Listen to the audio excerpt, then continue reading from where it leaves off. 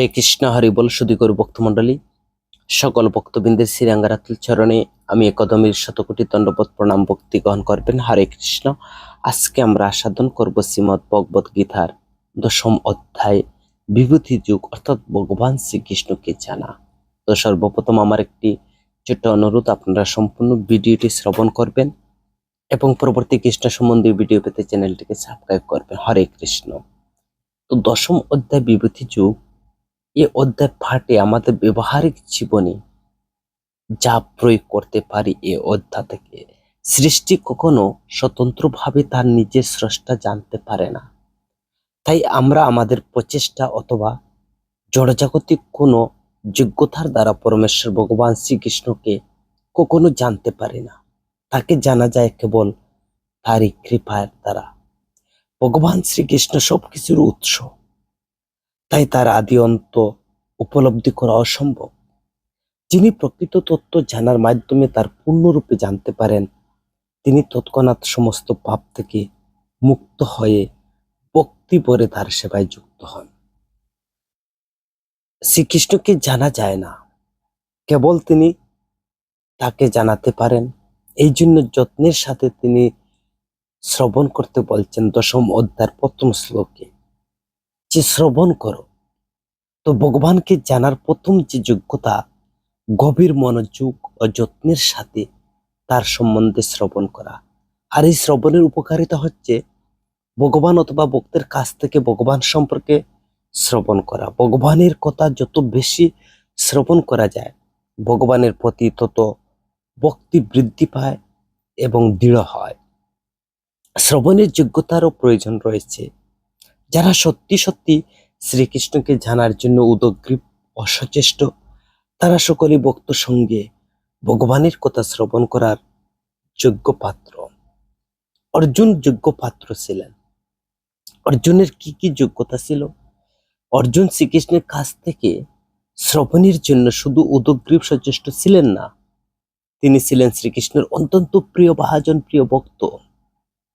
তুমি আমার প্রিয় পাত্র, ভগবান বলছেন, তাই আমি তোমার হিতের জন্য আমার বিভূতি সম্বন্ধে পূর্বে যা বলেছি বা পূর্ব বিষয়ের চেয়ে বর্তমান যে বিষয়টি তিনি বলবেন অধিক জটিল এবং উৎকৃষ্ট, তাই তা বোঝানোর জন্য বিশেষ একাগ্রতা ও মনোযোগের প্রয়োজন রয়েছে। তিনি বলছেন, মহাবাহ বলে তিনি সম্বোধন করে ভগবান অর্জুনকে ইঙ্গিত করেছেন। অর্জুন যেমন যুদ্ধক্ষেত্রে বাহুবল প্রদর্শন করেছিলেন, তেমনি এখন যেন তিনি তার বুদ্ধিবল প্রদর্শন করতে এই উৎকৃষ্ট জ্ঞানী উপলব্ধি করা। আগে তিনি বলেছিলেন যে তার যুদ্ধক্ষেত্রে বাহুবল প্রদর্শন করার জন্য, এখন ভগবান 10ম অধ্যায়ে এসে তিনি বলছেন বুদ্ধিবল প্রদর্শন করতে। তো 9ম অধ্যায়ের তুলনায় 10ম অধ্যায় ভগবান তার বিভূতি সম্পর্কে উৎকৃষ্ট কি বলছেন আমরা দেখতে পাচ্ছি।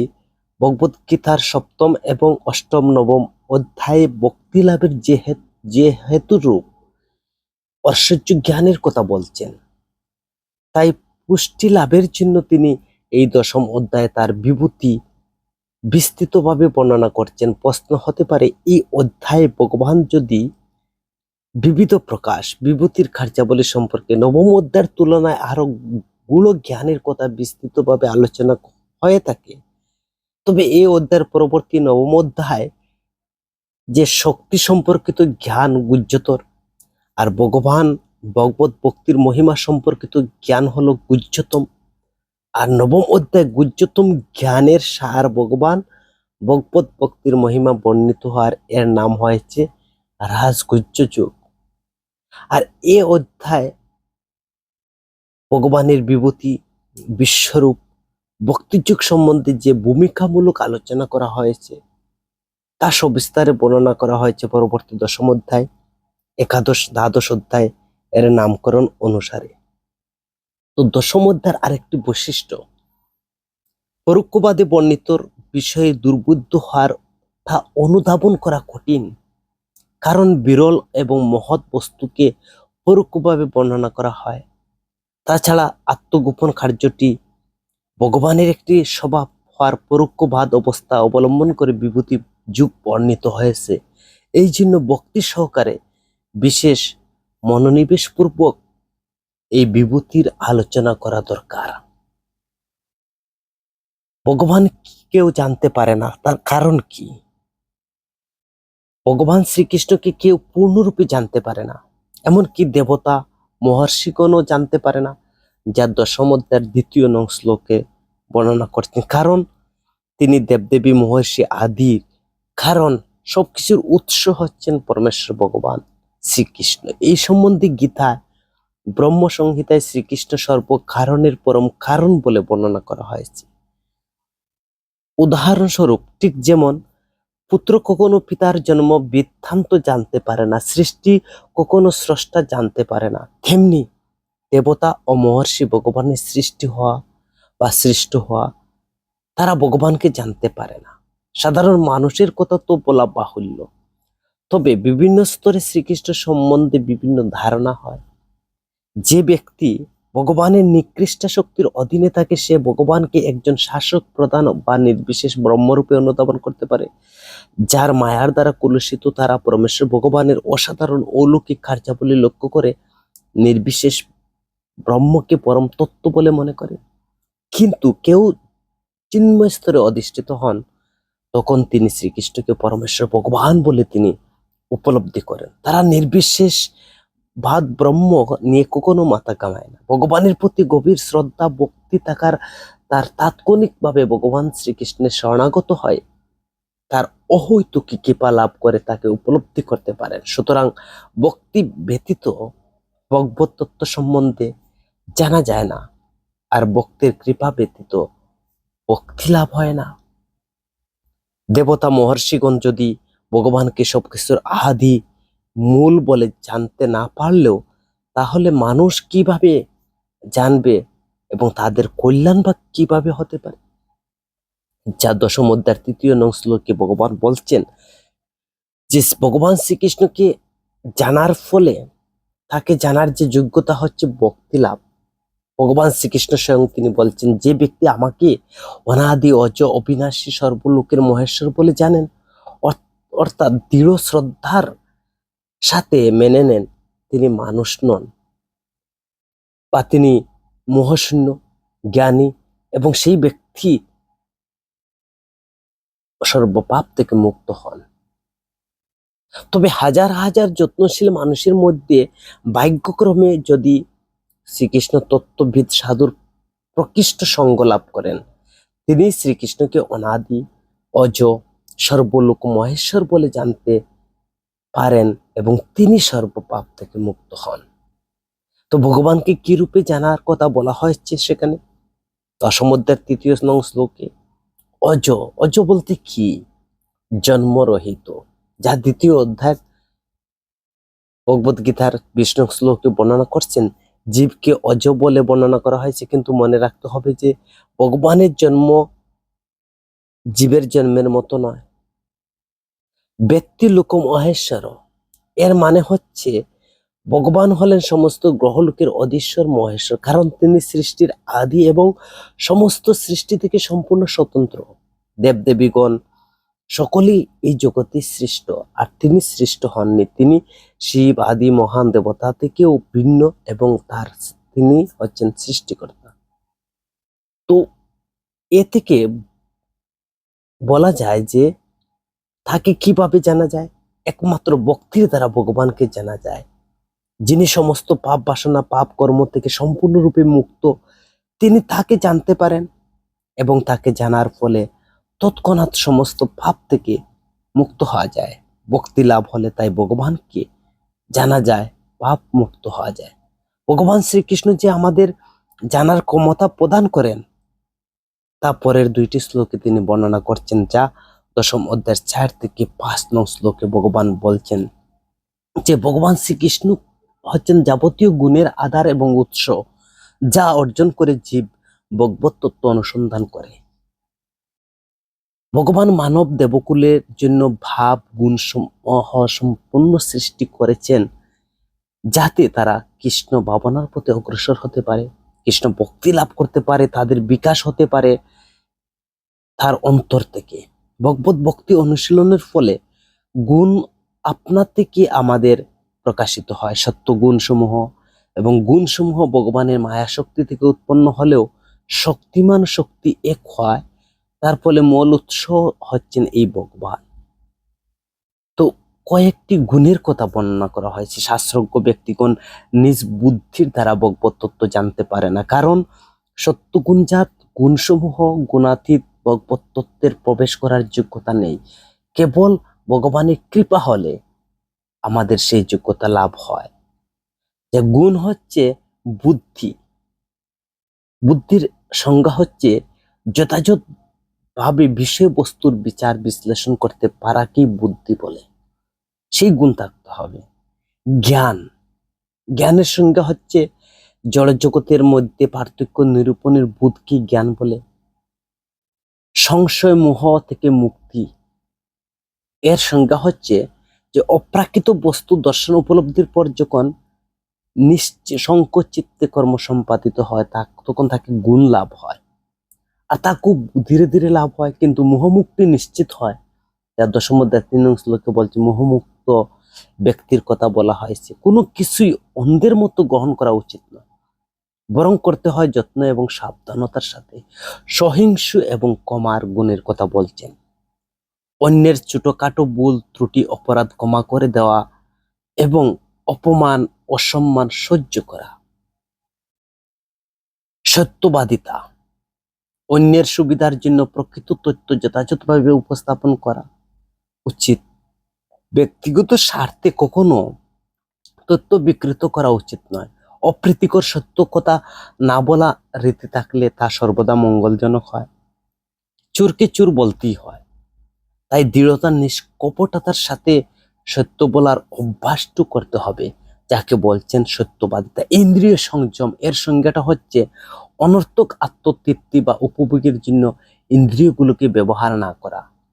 মন নিয়ন্ত্রণ, এটা হচ্ছে বেশি ইম্পর্টেন্ট।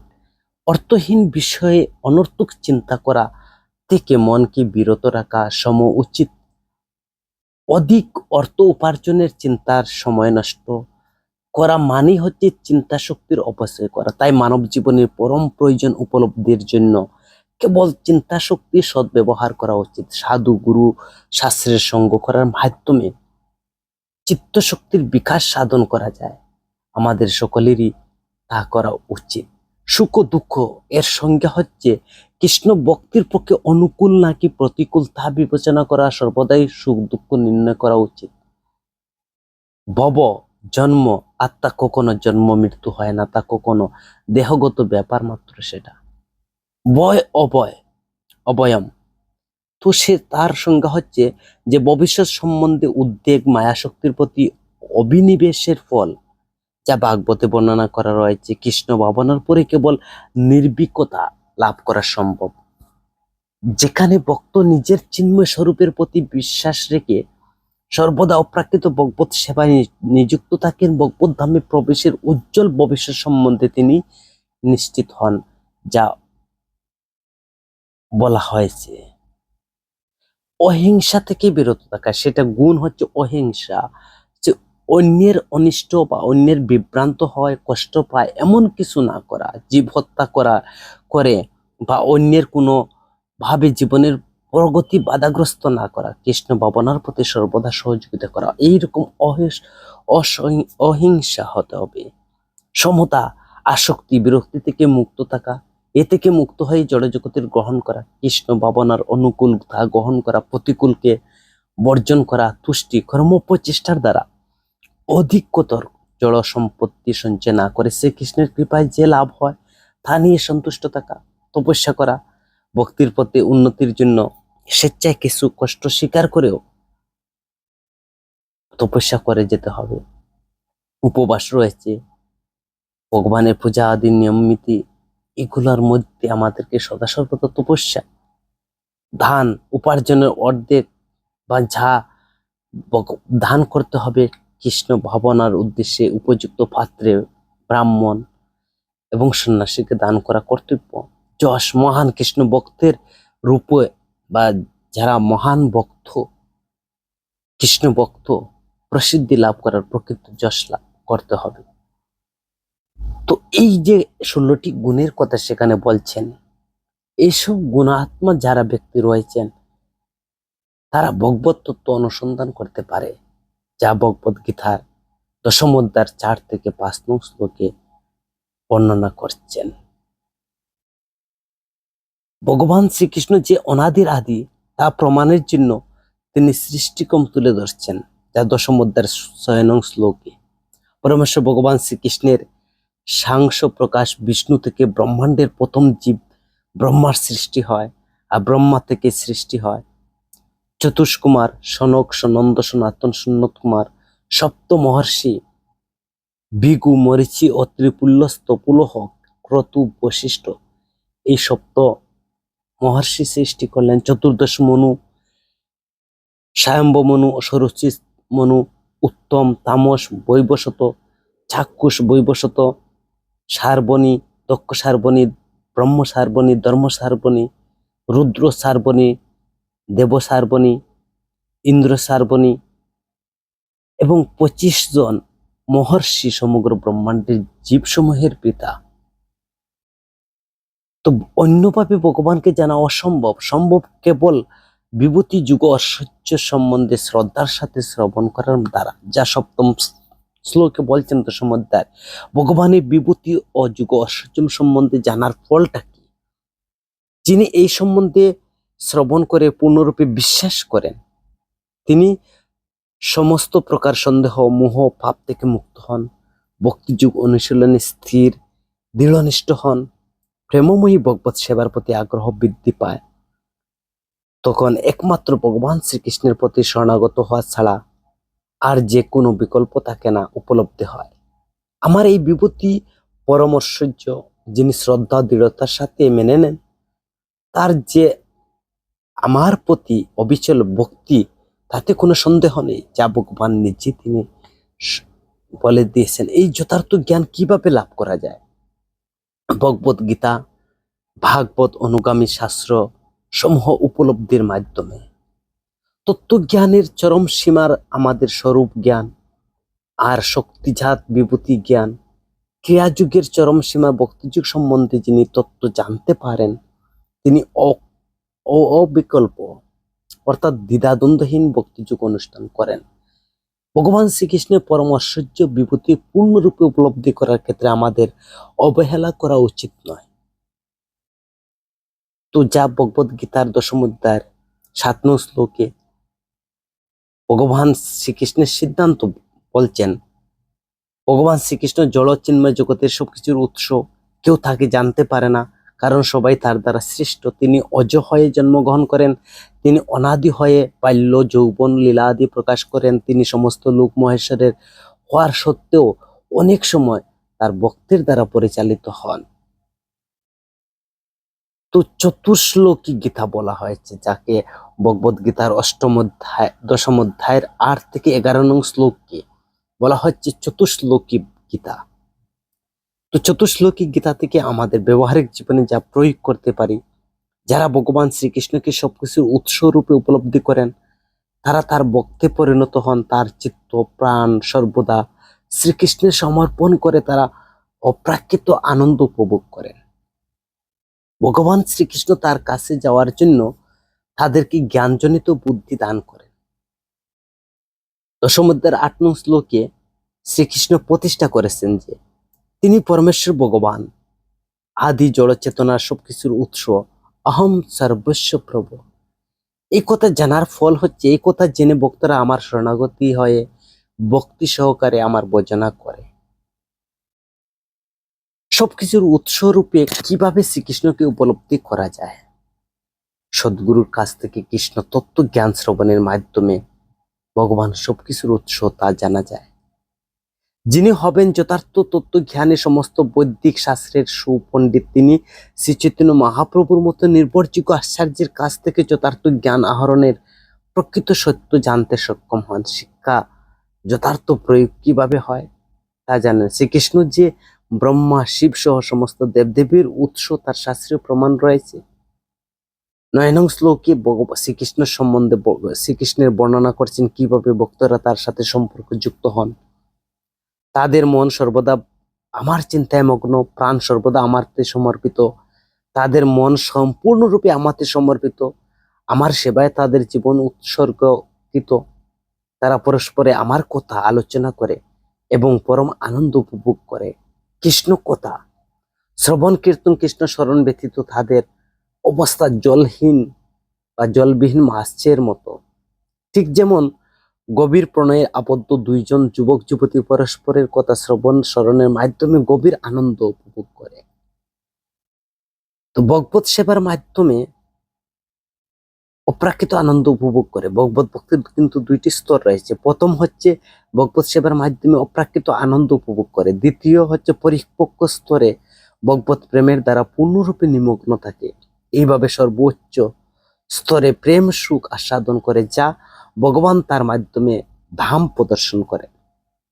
উপমা রয়েছে ভক্তিলতা বীজ। শ্রী চৈতন্য মহাপ্রভু ভক্তিকে জীব হৃদয়ে বীজ বপনের সাথে তুলনা করেছেন, যা চৈতন্য চরিতামৃতের মধ্য লীলা।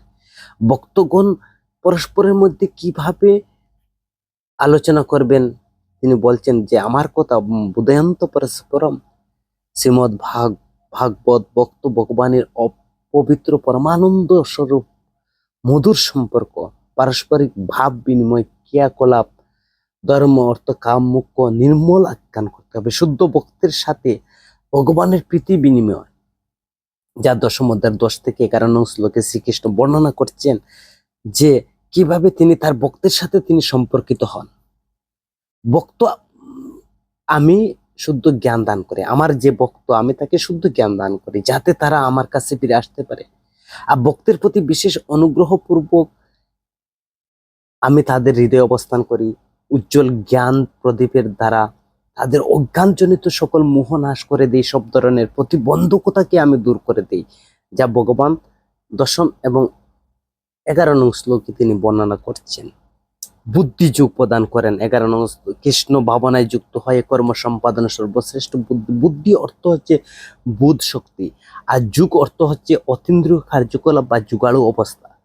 বুদ্ধিযুগ হলো এমন একটি প্রক্রিয়া যার দ্বারা জড়বন্ধন থেকে মুক্ত হওয়া যায়। সাধনার পরম লক্ষ্য হচ্ছে পরমেশ্বর ভগবান শ্রীকৃষ্ণ। আর কিভাবে এই লক্ষ্য সম্বন্ধে অবগত হওয়া যায়? ভগবানের শুদ্ধ ভক্ত এবং সদ্গুরুর সঙ্গ কৃপা লাভের মাধ্যমে। ভক্তিযুক্ত হয়ে যারা ভগবানের সেবায় নিয়োজিত থাকেন, ভগবান তাদের প্রয়োজনীয় বুদ্ধি দান করেন, শ্রীকৃষ্ণ সাহায্য করেন। কিভাবে করেন? সদ্গুরু আশ্রয় থেকে পারমার্থিক পথে উন্নতি লাভের ক্ষেত্রে যদি কারো যথেষ্ট বুদ্ধি লাভ হয় বা বুদ্ধির অভাব হয়, তখন তিনি অন্তর থেকে শ্রীকৃষ্ণ তার হৃদয়ের তার কাছে যাওয়ার জন্য প্রয়োজনীয় বুদ্ধি দান করেন। শাস্ত্র সদ্গুরুর কাছ থেকে একমাত্র যোগ্যতা নিষ্ঠা প্রীতি ভক্তি, সর্বদাই শ্রীকৃষ্ণের সেবা করা, কৃষ্ণ ভাবনায় যুক্ত থাকা, আর একটি মাত্র প্রত্যাশা রাখা, প্রীতির সাথে শ্রীকৃষ্ণের জন্য যে কোনো একটি সেবা বা কর্মে নিয়োজিত থাকা। প্রাপ্তি প্রাপ্তি হচ্ছে সমস্ত প্রকার জ্ঞান ভক্তের হৃদয়ে প্রকাশিত হয়, কারণ কৃষ্ণ হচ্ছেন সূর্যের সম। ভক্তের হৃদয়ে সর্বজ্ঞান অজ্ঞান আদা তৎক্ষণাৎ দূর করে দেন, ভক্তের প্রয়োজনীয় সবকিছু সরবরাহ করেন। ভক্তি একমাত্র উপায়। ভক্তি যুগে যুক্ত হয়ে নিরন্তর কৃষ্ণ নাম কীর্তন করলে লক্ষ লক্ষ জন্মের বিশেষ সংস্পর্শজনিত কুলুষ শীঘ্রই দূরীভূত হয়, যা মানসিক জল্পনার যুক্তিতর্কের দ্বারা কখনো সম্ভব হয় না। ভগবান ভগবত গীতার 10ম অধ্যায়ের 12 থেকে 18 নং শ্লোকে অর্জুন করতে শ্রীকৃষ্ণ পরমেশ্বর তো স্বীকার করছেন যে এই পাঠ থেকে আমাদের ব্যবহারিক জীবনে যা প্রয়োগ করতে পারে। তত্ত্ববিদ আচার্যগণের কাছ থেকে শ্রবণ করে তাদের প্রদর্শিত পন্থা অনুসরণে যারা ভক্তিযুগ অনুসরণ করেন, কেবল তারাই শ্রীকৃষ্ণ পরমেশ্বর ভগবান রূপে জানতে পারেন। অর্জুন শ্রীকৃষ্ণকে পরমেশ্বর ভগবান রূপে স্বীকারপূর্বক দেব ঋষির কথা তা নিশ্চিত করে বর্ণনা করা হয়েছে। হে প্রভু, তুমি পরম ব্রহ্ম, পরম ধাম, পরম পবিত্র, পরম পুরুষ। তুমি নিত্য দিব্য পুরুষ, আদিদেব, অজ, ভিভু, দেবর্ষি, নারদ, অসিত, দেবল, ব্যাসদেব সহ সমস্ত ঋষি তোমার সম্বন্ধে যা বলেন তুমি নিজে এখন তা আমাকে বলছ। চতুশ্লোকী গীতা শ্রবণের পর অর্জুন শ্রীকৃষ্ণকে পরম ব্রহ্ম পরম ভগবান রূপে তিনি গ্রহণ করেছেন। এমন নয় যে অন্তরঙ্গা সখা হিসাবে তিনি শ্রীকৃষ্ণকে পরম তত্ত্ব পরমেশ্বর ভগবান বলে তো সম্মত করেছেন। বৈদিক শাস্ত্র মহান মহান ঋষিগণ তো বটেই, এমনকি শ্রীকৃষ্ণ নিজেই স্বীকার করছেন। বৈদিক শাস্ত্র অর্জুন যেমন শ্রীকৃষ্ণের পরম ব্রহ্ম সবকিছু আশ্রয় বলেছেন, কেন উপনিষদে তেমনি পরম ব্রহ্মের সবকিছু আশ্রয় বলা হয়েছে, মুন্ডক উপনিষদেও বলা হয়েছে। তো এইভাবে ভগবানকে রূপে স্বীকার করছেন অর্জুন, যা বর্ণনা করা রয়েছে দশম অধ্যায়ের 12 থেকে 13 নং শ্লোকে। হে কেশব, তুমি যা বলছো তা সবই আমি সত্য বলে মনে করি, যা দশম অধ্যায়ের 14 নং শ্লোকে।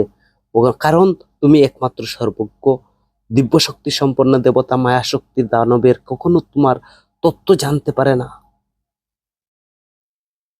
হে ভূত ভাবন, হে ভূতেশ, হে দেবদেব, হে জগৎপতি, হে পুরুষোত্তম, তুমি নিজেই নিজেকে জানো, যা 15 নং শ্লোকে বলছেন দশম অধ্যায়। অর্জুন বলছেন যে একমাত্র পরমেশ্বর ভগবান শ্রীকৃষ্ণ স্বয়ংই তার অন্তরঙ্গ শক্তির দ্বারা নিজের রূপে জানতে পারলেন। ভগবান শ্রীকৃষ্ণ অজ হয়ে কিভাবে জগতে আবির্ভূত হলেন, তা সচ্চিদানন্দ প্রকট করলেন, তা দেব, ঋষি বা দানব কেউ জানতে পারে না, বুঝতে সক্ষম নয়। একমাত্র শ্রীকৃষ্ণের কৃপা করে যাকে জানান, কেবল তিনি তাকে জানতে পারেন। এই সম্বন্ধে চৈতন্য চরিতামৃতে বলা হয়েছে, ঈশ্বরের কৃপালেশ হয়তো যাহার, সেই তো ঈশ্বর তত্ত্ব জানিবারে পারে। তো 15 নং শ্লোক অনুসারে গীতায় পরমেশ্বর ভগবান শ্রীকৃষ্ণের কথা, তাই বলা হয় তার কাছ থেকে বোঝা উচিত। যেমন অর্জুন বুঝেছিলেন পরম তত্ত্ব শ্রীকৃষ্ণকে কিভাবে জানা যায়।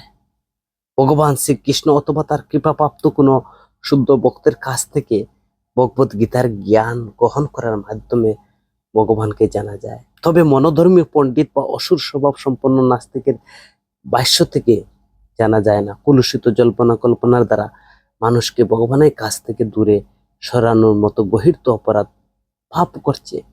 অর্জুন উপলব্ধির দ্বারা কানে কৃষ্ণ তত্ত্ব তথা শ্রীকৃষ্ণ পরমেশ্বর তো প্রতিষ্ঠিত করছেন।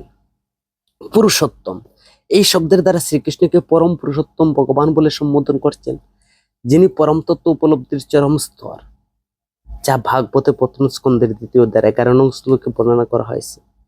কোন মুক্ত পুরুষ হয়তো ব্রহ্ম পরমাত্মাকে উপলব্ধি করতে পারেন, কিন্তু গীতা বক্তব্য সবিশেষ ভগবান শ্রীকৃষ্ণকে বোঝা তাদের পক্ষে সম্ভব নাও হতে পারে। ঠিক যেমন নির্বিশেষবাদী অনেক সময় শ্রীকৃষ্ণকে ভগবান প্রমাণিত পুরুষ বলে স্বীকার করলে পরম পুরুষোত্তম বলে ভগবান রূপে জানতে পারে না। ভূতেশ, ভূত ভাবন অর্থাৎ সর্বজীবের পিতা রূপে জানলে অনেকে তাকে সকল জীবের পরম নিয়ন্ত্রণ ঈশ্বর রূপে নাও জানতে পারে। কারণ অর্জুন শ্রীকৃষ্ণকে ভূতেশ বা সর্বজীবের পরম নিয়ন্ত্রণ বলে সম্বোধন করছেন। দেবদেব সকল আরাধ্য দেবতার আরাধ্য। ভূতেশ হলেও তাকে কেউ পূজ্য রূপে নাও চিনতে পারে, তাই তাকে সমস্ত দেবদেবীর উৎস পরম আরাধ্য দেবতা বা দেবতা বলে সম্বোধন করা হয়েছে। জগৎপথে দেবদেব হলে কেউ তার রক্ষক নাও হতে পারে, তাই তাকে অর্জুন জগৎপথে বা জগতের অধীশ্বর বলে সম্বোধন করছেন। যেহেতু শ্রীকৃষ্ণ সকলের রক্ষক, সুতরাং এইভাবে শ্রীকৃষ্ণের পরম তত্ত্ব সিদ্ধ করা যায়। তোমার তত্ত্ব তুমি কেবল অবগত, তাই তা অতি দুর্গম। তোমার মহিমা স্বরূপ সম্বন্ধে জানার জন্য সর্বা অগ্রে অশেষ বিভূতি বিষয়ক জ্ঞান হওয়া প্রয়োজন। এই জন্যই তোমার বিভূতি বিষয়ে আমার জিজ্ঞাসার উদয় হয়েছে। তাই আমার অনুরোধ, অর্জুন বলছেন ভগবত গীতার 10ম অধ্যায়ের 16 নং শ্লোকে, দয়া করে তুমি সেই সব বিভূতির দ্বারা সমস্ত জগৎ ব্যক্ত করে আছো, আর সেই সম্পর্কে সবিস্তারে আমাকে বলো। অর্জুনের উপলব্ধি দেখেন, তিনি ইতিমধ্যে কৃষ্ণ তত্ত্ব উপলব্ধির বিষয়ে সন্তুষ্ট এবং সন্দেহমুক্ত। আর শ্রীকৃষ্ণের কৃপায় তিনি ব্যক্তিগত অভিজ্ঞতা, বুদ্ধি, জ্ঞান দ্বারা অন্যরা যাই অর্জন করুক না কেন, তিনি শ্রীকৃষ্ণকে পরম পুরুষোত্তম ভগবান রূপে উপলব্ধি করছেন। এখন আর কোনো সন্দেহ নেই। তাহলে সবিস্তারে জানতে চাওয়ার কারণটা কি? এখানে প্রশ্নই থেকে যায় যে তিনি কেন সবিস্তারে সর্বসাধারণের মাধ্যমে শ্রীকৃষ্ণ ভগবত তত্ত্ব বিশ্বাস উপলব্ধির জন্য সাধারণ লোকে বিশ্বাস করে নির্বিশেষবাদীরা সর্বব্যাপ্ত রূপে প্রতি বেশি আকৃষ্ট।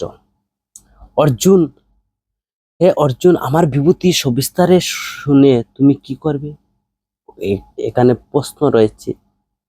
হে যোগিন, যারা যুগমায়া শক্তি আছে, তোমার বিভূতি সমূহ সবিস্তারে না শুনলে তো আমি কিভাবে তোমাকে জানতে পারবো? কিভাবে তোমার সর্বদা আমি তোমার কথা চিন্তা করতে পারবো? কিভাবে বা আমি তোমাকে স্মরণ করতে পারবো? যা দশমধ্যে 17 নং শ্লোকে বলছেন, যুগিন, হে যুগেশ্বর। শব্দের তাৎপর্য হচ্ছে শ্রীকৃষ্ণ যুগ মায়ার অধীশ্বর। তিনি এই যুগমায়ার দ্বারা সাধারণের কাছ থেকে নিজেকে আবৃত করে রাখেন আর নিজেকে তার কাছে প্রকাশ করেন। কেশু কেশুশ্চ ববে ভাবিসুক কথাটির তাৎপর্য হচ্ছে, এর দ্বারা জড় প্রকৃতির নির্দেশ করা হচ্ছে। শ্রীকৃষ্ণকে শরীরধারী কোনো কোনো ব্যক্তিরূপে কিভাবে দর্শন করা যায় তার নির্দেশ হচ্ছে। শ্রীকৃষ্ণের প্রতি সাধারণ মানুষের কোনো ভক্তি বা ভালোবাসা নেই বলে তাকে স্মরণ করতে পারে না, কিন্তু বিভূতিসমূহ অবশ্যই দর্শন স্মরণ করতে পারে। বৈষ্ণব হিসেবে অর্জুনের যে স্বভাবটা ছিল, যে সাধারণ মানুষের উপকার বা মঙ্গলের জন্য তিনি শ্রীকৃষ্ণের কাছে এইসব প্রশ্ন করছেন। ভগবান সর্বব্যাপ্ত রূপে নিগূঢ় রহস্য আবরণ অর্জুন উন্মোচন করে তা সর্বসাধারণের জন্য বোধগম্য করছেন। তাই বৈষ্ণব হিসেবে অর্জুনের এটাই ছিল অর্জুনের স্বভাব। অর্জুন বলছেন, হে জনার্দন, তুমি নিজের যুগ ঐশ্বর্য বিভূতি সম্বন্ধে পুনরায় সবিস্তারে বলো, কেননা তোমার অমৃতময় বাক্যসমূহ শুনে আমার তৃপ্তি হচ্ছে না, আমার শ্রবণ পিপাসা ক্রমশ বৃদ্ধি পাচ্ছে। এটাকে বলা হচ্ছে রুচি। শ্রবণ করতে অর্জুনের সদা সর্বদা ইচ্ছা হচ্ছে, যা দশম অধ্যায়ের 18 নং শ্লোকে বলছেন। অমৃত বাক্য, শ্রীকৃষ্ণ সম্বন্ধে যে কোনো কথাই পরম অমৃতের মতো। ব্যবহারিক অভিজ্ঞতার মাধ্যমে এই অমৃত অনুভব করা যায়। শ্রীকৃষ্ণের বিষয়ে আলোচনার চির অভিনব অবিশুদ্ধতা আধুনিক ইতিহাস বা গল্পের মতো নয়। এই চির অভিনব সাহিত্যের দৃষ্টান্ত হলো ভাগবতম, যেখানে বর্ণনা করা হয়েছে ভগবানের বিভিন্ন অবতার সমূহ ভগবান শ্রীকৃষ্ণের অমৃতময় লীলা কাহিনী। অর্জুন শ্রীকৃষ্ণকে সবিস্তারে বিভূতির বর্ণনার জন্য অনুরোধ করছেন। কয়েকটি কারণ, কি কারণে তিনি জিজ্ঞাসা করছেন? কারণ হচ্ছে যে সাধারণ মানুষের জন্য, সাধারণ মানুষ বিশেষ করে নির্বিশেষবাদীদের জন্য, যারা ভগবানের সর্বব্যাপ্ত প্রকৃতির প্রতি বিশেষভাবে আগ্রহী, জড়বাদীদের জন্য, জড়বাদীরা জড়দেহ বা অবয়বের প্রতি নিবিষ্ট, তাই তারা যেন জড় অবয়ব মূর্তির মাধ্যমে ভগবানের শ্রীকৃষ্ণকে দর্শন করতে পারে। সেই জন্য অর্জুনের ভগবানের সর্বব্যাপ্ত রূপ দেখতে চেয়েছিলেন, যা 17 নং শ্লোকে বলছেন দশম অধ্যায়। তিনি নিজেও যেন শ্রীকৃষ্ণের চিন্তায় নিমগ্ন হতে পারেন। অর্জুন জানতে চেয়েছিলেন যে কিভাবে তিনি নিরন্তর শ্রীকৃষ্ণের কথা চিন্তা করতে পারেন অমৃত আস্বাদনে, যা 18 নং শ্লোকে শ্রীকৃষ্ণের মুখ থেকে তার নিজের সম্পর্কিত পরম অমৃতময় কথা, কৃষ্ণ কথা আরো বেশি করে শ্রবণ মাধ্যমে অর্জুন অধিক থেকে অধিকতর অমৃত আস্বাদন করেছিলেন। তো এ অধ্যায়ে অর্জুন তিনি ভগবানের সমস্ত বিভূতি মাধুর্যের কথা তিনি প্রশ্ন করছেন, আর অর্জুনকে তিনি এই অমৃতময় বাণী তিনি শ্রবণ করাচ্ছেন। আচ্ছা, ঠিক আছে, তো আমি আমার বিভূতি সম্পর্কে তোমাকে অবশ্যই বলবো, কিন্তু আমার বিভূতির বিস্তারের যে কোনো শেষ নেই। ভগবান তিনি সেখানে বলছেন, অর্জুন, তুমি তো চাচ্ছ আমার বিভূতি জানতে, কিন্তু আমার তো বিভূতির শেষ নেই। তো এখান থেকে আমাদের ব্যবহারিক জীবনের পাঠের প্রয়োগ হচ্ছে যে শ্রীকৃষ্ণ তার শক্তি কার্য প্রকাশের মাধ্যমে এই জগতে তিনি দৃশ্যমান। অত্যন্ত মজার বিষয় হলো শ্রীকৃষ্ণ কিভাবে তার শক্তি ও বৈভবের মধ্যে তিনি বর্তমান থাকেন, তা আমরা এই জগতে থেকেও আমরা দেখতে পাচ্ছি। সাধারণ জগতে বিশেষ বিশেষ শ্রেণী বিভূতির বর্ণনার পর শ্রীকৃষ্ণ দেখিয়েছেন যে তার সর্ব উত্তমটি তার প্রকাশ কোথায়। আমার অনন্ত বিভূতির মধ্যে প্রধান প্রধান কয়েকটি তালিকা উপস্থাপন করছেন, যা ভগবত গীতার দশম অধ্যায়ের 19 নং শ্লোক থেকে। হরে কৃষ্ণ। তো ভগবত গীতার আমরা এতক্ষণ আলোচনা করেছিলাম বিভূতি যুগের শ্রীকৃষ্ণের জানা। তো 19 নং শ্লোক পর্যন্ত আমরা শ্রবণ করলাম। পরবর্তী পাঠে আমরা শ্রবণ করব। হরে কৃষ্ণ।